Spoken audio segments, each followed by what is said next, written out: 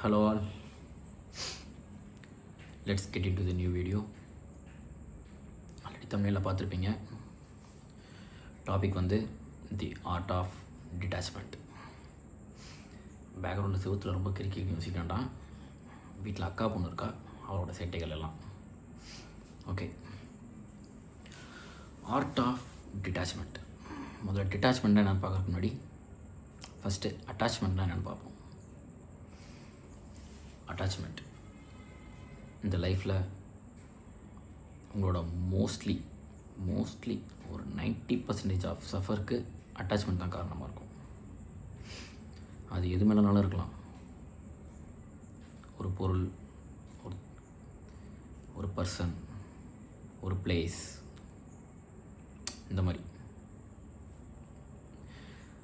எது மேலே நீங்கள் அட்டாச்சாக இருந்தாலும் அது கண்டிப்பாக சர்டன் டைம்ஸில் உங்களை ஹர்ட் பண்ணும். அது உங்களை உடைக்கும். அதனால தான் நீங்கள் எல்லாருமே டிட்டாச்மெண்ட்னா என்னென்னு கண்டிப்பாக தெரிஞ்சுக்கணும். சரி, ஓகே, டிட்டாச்மெண்ட்னா என்ன? டிட்டாச்மெண்ட்டுங்கிறது வந்து கம்ப்ளீட்டாக ஒரு விஷயத்தை கேரே பண்ணாமல் எனக்கு என்னென்னு கண்டுக்காமல் விடுறது இல்லை. டிட்டாச்மெண்ட்டுங்கிறது அதோட எமோஷ்னலாக கனெக்ட் ஆகாமல் இருக்கிறது. நம்ம எமோஷ்னலாக கனெக்ட் ஆகக்கூடாது, அவ்வளோதான். அது எப்படி, ஹவ் இட் இஸ் பாசிபிள் அப்படின்னா, ஓகே, எக்ஸாம்பிள், இப்போ நீங்கள் ஒரு பர்சனை லவ் பண்ணுறீங்கன்னு வச்சுக்கோங்க, சரிங்களா?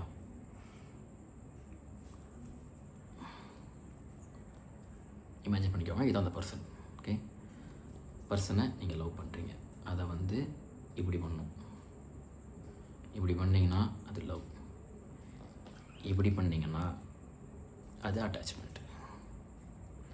Simple difference. அது எப்படி ப்ரோ அப்படின்னா, நீங்கள் உங்களோட 100% லவ்வை கொடுக்கணும். அவங்கள கேர் பண்ணணும், அவங்களோட டைம் ஸ்பெண்ட் பண்ணணும், அவங்களுக்கான ஸ்பேஸை நீங்கள் கொடுக்கணும், எல்லாம் ஓகே. ஆனால் எப்போ வேணாலும், எந்த நொடினாலும், எது வேணாலும் நடக்கலாங்கிற தாட்டும் உங்களுக்குள்ளே இருக்கணும். அப்படின்னா தான், நீ நெகட்டிவாக திங்க் பண்ணுங்க நான் சொல்ல வரல, அது இருக்கணும். இருந்தால் மட்டும்தான் நீங்கள் எமோஷனலாக கனெக்ட் ஆகாமல் இருப்பீங்க. ஓகே, ஸ்டெப் நம்பர் 1, எதுவுமே நிரந்தரம் இல்லை அப்படிங்கிறத ஃபஸ்ட்டு ஏற்றுக்கோங்க. இன்றைக்கி நம்ம கூட இருக்கிறவங்க நாளைக்கு இல்லாமல் போகலாம்.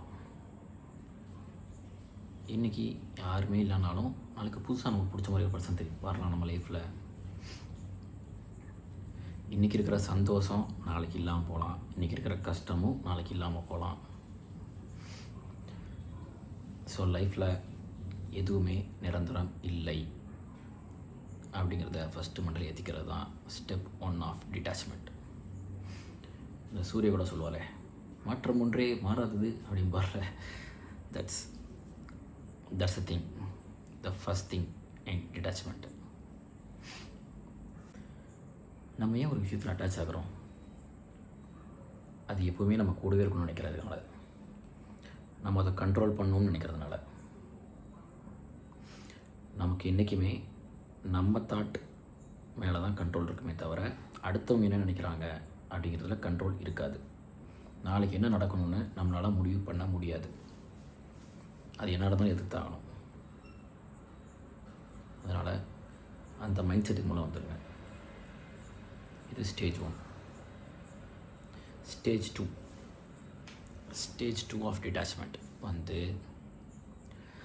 ரிசல்ட் மேலே ஃபோக்கஸ் பண்ணாதீங்க. எப்போவுமே இப்போ என்ன நம்ம பண்ண முடியும், நம்ம கையில் என்ன இருக்குது, இப்போ நம்மளால் என்ன ஆக்ஷன் எடுக்க முடியும். என்றைக்குமே நம்ம ப்ரெசண்ட்டில் எடுக்கிற ஆக்ஷன் தான் ஃப்யூச்சரில் ரிஃப்ளெக்ட் ஆகும். MS தோனி எதுக்கு அவ்வளோ பெரிய சக்ஸஸ்ஃபுல் பர்சனாக ஆனார் அப்படின்னா, அவர் எப்போவுமே ரிசல்ட்டை பற்றி கவலைப்பட மாட்டார். ஜெயிச்சே ஆகணும் இந்த மேட்சை அப்படிலாம் அடைய மாட்டார். அடுத்த பால் என்ன, அவ்வளோதான்.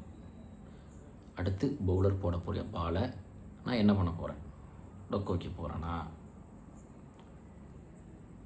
4 அடிக்க போகிறேன்னா 6 அடிக்க போகிறேன்னா லீவ் பண்ண போகிறேன்னா அவ்வளோதான். இப்போ அடுத்த பாலை என்ன பண்ண போகிறேன், அது மட்டும்தான் ஒரு மைண்டில் இருக்கும். அதுக்கடுத்த பால் என்ன பண்ணலாம் கூட யோசிக்க மாட்டார். அந்த பால் முடிஞ்ச பொறுத்து தான் யோசிப்பார். அதனால தான் அவர் கேப்டன் கூல் அப்படின்னு பேர் வாங்கினார். அது போக ரொம்ப சக்ஸஸ்ஃபுல் பர்சனாகவும் லைஃப்பில் இருந்தார். இது டிட்டாச்மெண்ட்டோட ஸ்டேஜ் 2. Okay, stage 3. உங்கள் ஹாப்பினஸ் எப்பவும் உங்கள் கையில் தான் இருக்கணும். உங்கள் ஹாப்பினஸை தூக்கி நீங்கள் இன்னொருத்தர் கையில் கொடுத்தீங்கன்னா கண்டிப்பாக ஹர்ட் தான் ஆவீங்க. ஏன்னா ஏற்கனவே சொன்ன மாதிரி அவங்க என்ன பண்ணணுங்கிற கண்ட்ரோல் உங்கள்கிட்ட கிடையாது. நீங்கள் என்ன பண்ணலாங்கிற கண்ட்ரோல் மட்டும் தான் உங்கள்கிட்ட இருக்கும். அதனால் அவங்க இதை பண்ணால் தான் நான் சந்தோஷமாவேன், அவங்க இப்படி இப்போ நடந்துக்கிட்டால் தான் நான் சந்தோஷமாவேன், அவங்க இதை சொன்னால் தான் நான் சந்தோஷமாவேன், நீங்கள் எதிர்பார்த்துட்டு எக்ஸ்பெக்டேஷன்லேயே வாழ்ந்துட்டு இருந்தீங்கன்னா எக்ஸ்பெக்டேஷன்ஸ் கிடைக்காதப்போ அது ஏமாற்றத்தை கொடுக்கும். அந்த ஏமாற்றம் வழியை கொடுக்கும். அதனால் உங்கள் ஹாப்பினஸ் உங்கள் கையில் தான் இருக்கணும். எப்போவுமே நீங்கள் உங்களை நம்பி தான் இருக்கணும். நம்ம என்ன ஆக்ஷன் எடுக்கிறோம் அதை பற்றி தான் யோசிக்கணுமே தவிர அடுத்தவங்க நமக்கு இதை பண்ணுவாங்கன்னு யோசிக்கக்கூடாது. Okay okay stage 4. ஸ்டேஜ் 4 என்னென்னா ஆல்வேஸ் பி இன் ப்ரெசன்ட். இப்போது இந்த நொடியில் மட்டும்தான் வாழணும். ஐயோ பாஸ்ட்டில் இப்படி நடந்துருச்சே அப்படின்னு பேக்லேயும் போகக்கூடாது, ஃப்யூச்சரில் உள்ள நல்லா இருக்கும்ல அப்படின்னு ஃப்ரெண்ட்லேயும் போகக்கூடாது. இந்த நொடியில் மட்டும்தான் வாழணும். இந்த நொடியில் நம்மளால் என்ன பெஸ்ட்டாக பண்ண முடியும் அப்படிங்கிறத மட்டும்தான் யோசிக்கணும். அதை விட்டு டைம் ட்ராவல் பண்ணி பாஸ்ட்டுக்கும் ஃப்யூச்சருக்கும் மாற்றி மாற்றி போயிட்டு இருந்தீங்கன்னா வாழ்க்கையில் நிம்மதியே இருக்காது. சுத்தமாக நிம்மதி இருக்கவே முடியாது. பாஸ்ட்டுங்கிறது அது ஒரு இறந்த காலம். நீங்கள் கடவுள் கிடையாது, அங்கே போக முடியாது. சரிங்களா? எனக்கு கடவுள் நம்பிக்கையும் கிடையாது. வேறு விஷயம். ஃப்யூச்சருக்கு நம்மளால் போக முடியாது. நம்ம ஒரு நார்மல் ஹியூமன் பீயிங், எல்லோரும் மாதிரியும் நம்ம பிறந்து வாழ்ந்து சாக போகிறோம் இந்த பூமியில். அதனால் நம்ம கண்ட்ரோலில் ப்ரெசன்ட் மட்டும்தான் இருக்குது, இந்த செகண்ட் மட்டும்தான் இருக்குது. அதனால் அதை எப்படி யூட்டிலைஸ் பண்ண முடியுமோ அப்படி பண்ணுங்கள். இதுதான் ஸ்டேஜ் 4. ஸ்டேஜ் 5. டிட்டாச்மெண்ட்லாம் கற்றுக்கிட்டதுனால யார் மேலேயும் அன்பாக இல்லாமல் இருக்கணுமா? அப்படிலாம் கிடையாது. ரொம்ப அன்பாக இருக்கணும். எல்லாருக்கிட்டையும் கைண்டாக நடந்துக்கணும், அழகாக சிரிக்கணும், எல்லாரையும் பார்த்து எல்லார்ட்டையும் பணிவாக பேசணும், ரொம்ப ரொம்ப ரொம்ப ரொம்ப அன்பாக நடந்துக்கணும். ஆனால் அவங்க நம்மளை ஹெல்ப் பண்ணுறானோ அதை தாங்குகிற சக்தி நமக்கு இருக்கணும். இதுதான் டிட்டாச்மெண்ட்டோட அழகே. டிட்டாச்மெண்ட்டாக இருக்கிறதுங்கிறது ஒரே நாளில் கண்டிப்பாக வந்துடாது. அது ஒரு ப்ராக்டிஸ்.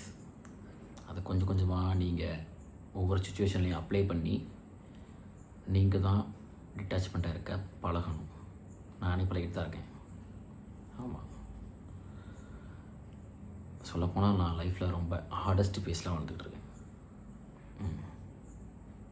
ரொம்ப டஃப் டைம்ஸில் வாழ்ந்துக்கிட்டு அப்போ தான் சில விஷயம்லாம் இதில் கற்றுக்கிட்டதை நான் உங்கள்கிட்ட சொல்லிகிட்டு இருக்கேன். அவ்வளோதான். So be detach to anything, everything. Okay, உங்கள் பேரண்ட்ஸாக இருக்கலாம், உங்களுக்கு ரொம்ப பிடிச்ச காராக இருக்கலாம், நீங்கள் பெத்த பிள்ளையாக இருக்கலாம், உங்கள் லைஃப் பார்ட்னராக இருக்கலாம், எதா வேணா இருக்கலாம். ஃபைனலி உங்களுக்கு நீங்கள் தாங்கிறத முதல்ல மண்டையில் ஏற்றிக்கோங்க.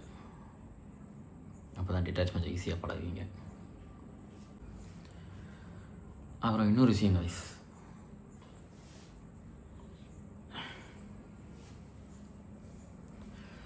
நம்மள ஒரு விஷயம் கஷ்டப்படுத்துது, ரொம்ப ஹர்ட் பண்ணுது, தூக்கி எறிஞ்சிட்டு போகுது அப்படின்னா அதை லெட் தம் கோன்னு நீங்களும் விட்டுருங்க. அதை விட்டுட்டு பூட்டின கதவில் போய் டம்முன்னு மண்டையை கொண்டு போய் இடிச்சிங்கன்னா உங்கள் மண்டை தான் உடையும், கதவு திறக்காது. ஸோ மண்டையை பத்திரமா பார்த்துக்கோங்க. ஐ மீன் உங்கள் மென்டல் பீஸை சொன்னேன். ஓகே, அடுத்த வீடியோவில் பார்ப்போம். பாய்.